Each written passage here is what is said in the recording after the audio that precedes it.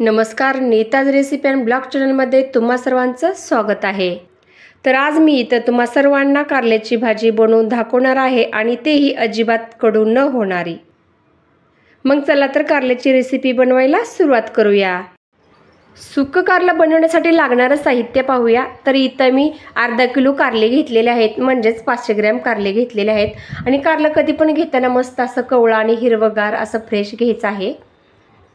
त्यानंतर इथं फोडणीचं साहित्य बघूया। इथं 10 ते 12 लसणाच्या पाकळ्या बारीक कट करून घेतल्यात। त्यानंतर मीडियम आकाराचे 4 कांदे सुद्धा बारीक कट करून घेतल्यात।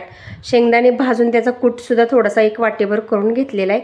लाल मिरची पावडर, हळद, मोहरी, गोडा मसाला 1 चमचा आणि इथं थोडा गूळ घेतलेला आहे आणि कढीपत्ता आणि इथं मी मॅगी मसाल्याचे 5 रुपयाचं पॅकेट घेतलेलं आहे। तर आता सर्वात पहिलं आपल्याला ही कारली जी आहेत ती कट करून घ्यायच्यात आणि याच्यावरच्या शिरा वगैरे मी अजिबात काही सुद्धा काढणार नाही, फक्त याच्या पुढचं एक छोटंसं असं टोक काढणार आहे। आणि कारला चिरताना ना एकदम याचे पातळ पातळ काप करायचे आहेत बरं का, मोठे मोठे अजिबात करायचे नाहीत। तुम्ही बघू शकता हे पा अशा पद्धतीने। तर अशाच पद्धतीने हे सगळं कारलं व्यवस्थित असं मी बारीक कट करून घेतलेलं आहे। आणि या कारल्यातल्या ब्या वगैरे मी अजिबात काढलेल्या नाही, कारण कारलं घेतानाच मी मस्त असं कवळं घेतलं होतं आणि निबार जर कारलं घेतलं तर त्याच्या ब्या आपल्याला काढाव्या लागतील।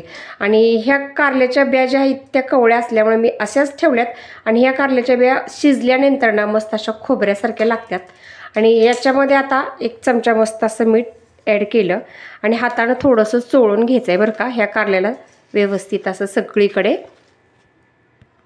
ह्या कारल्याला सगळीकडे व्यवस्थित असं मीठ चोळून घेतल्यानंतर मस्त असं पाण्याने धुवून घ्यायचं आहे।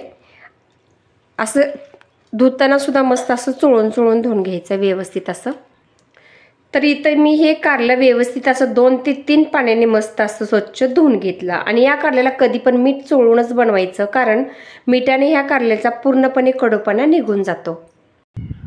तर इथं मी गॅसवरती एक कढई तापत ठेवली आहे आणि त्याच्यामध्ये मी 2 चमचे तेल ॲड करणार आहे आणि तुम्ही तुमच्या आवडीनुसार कमी या जास्त तेल करू शकता।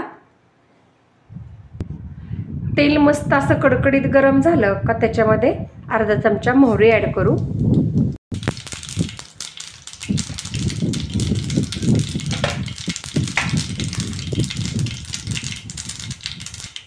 त्यानंतर लगेचच लसूण सुद्धा त्याच्यामध्ये ॲड करू। लसूण थोडासा हलकासा ब्राऊन झाला का लगेचच त्याच्यामध्ये हा कांदा सुद्धा बारीक कट केलेला ॲड करू आणि मस्त असा 2 मिनिटभर परतून घेऊ। आणि कांदा ॲड केला का लगेचच कढीपत्ता ॲड करायचा आहे। कढीपत्ता मी थोडासा शेवटीच ॲड केला आहे, कारण तेलात लगेच टाकला का ते तडतड उडून आपल्या अंगावरती वगैरे येतो, त्यामुळे थोडा लेटच मी याच्यामध्ये ॲड केलेला आहे। मस्त असं 1 मिनिटभर परतून घेऊया। आणि आता याच्यामध्ये थोडासा चिमूटभर हिंग सुद्धा ॲड करूया। मी मगाशी सांगायला विसरले बरं का। असा थोडासा कांदा भाजला, जास्त भाजायचं नाही आपल्याला, थोडा भाजला का लगेचच हे बारीक कट केलेलं कारलं ॲड करायचं। कारलं ॲड केलं का लगेचच त्याच्यामध्ये चवीपुरतं मीठ सुद्धा ॲड करायचं, म्हणजे या कारल्याला व्यवस्थित असं मस्त पाणी सुटतं। आणि एकदा मिक्स करून घेऊया। आणि मिक्स केल्यानंतर 1 चमचा हळद सुद्धा आत्ताच ॲड करून घेऊया आणि पुन्हा एकदा थोडंसं मिक्स करून घेऊया। व्यवस्थित असं मिक्स केलं आणि त्यानंतर आता 2 मिनिटभर थोडंसं वाफवून घेऊया। 2 मिनिट झालेले आहेत। तर आता आपण या कारल्याच्या वरचं झाकण उघडून बघूया आणि थोडंसं खालीवर करून मिक्स करून घेऊया। तर आता हे कारलं आपलं बऱ्यापैकी निम्म्यापर्यंत तरी मस्त असं शिजलेलं आहे।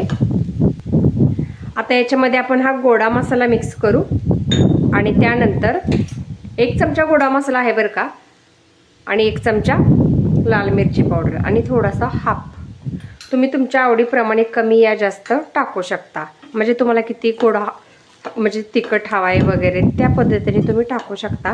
आणि गोडासाठी याच्यात आपण गूळ पण थोडासा ॲड करणार आहे बरं का नंतर। आणि हे थोडंसं व्यवस्थित असं मिक्स करून घेऊया। मिरची पावडर आणि गोडा मसाला ॲड केल्यानंतर व्यवस्थित असं मिक्स करून घेऊया। त्यानंतर पुन्हा एकदा 2 मिनिटांसाठी वाफवून घेऊया। 2 मिनिटांनंतर आता झाकण उघडून पाहूया, थोडंसं खालीवर करून घेऊया। आणि आता इथं आपण जो गूळ घेतला होता ना तो सुद्धा याच्यामध्ये आता ॲड करूया। गुळामुळे काय होतं, थोडंसं कडूपणा कमी येतो। थोडंसं मिक्स करून घेऊया आणि आता लगेचच हा शेंगदाण्याचा कूटसुद्धा याच्यामध्ये ॲड करूया।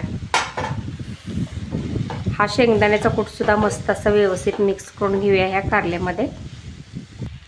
आणि आता गॅस बंद करून घेऊ।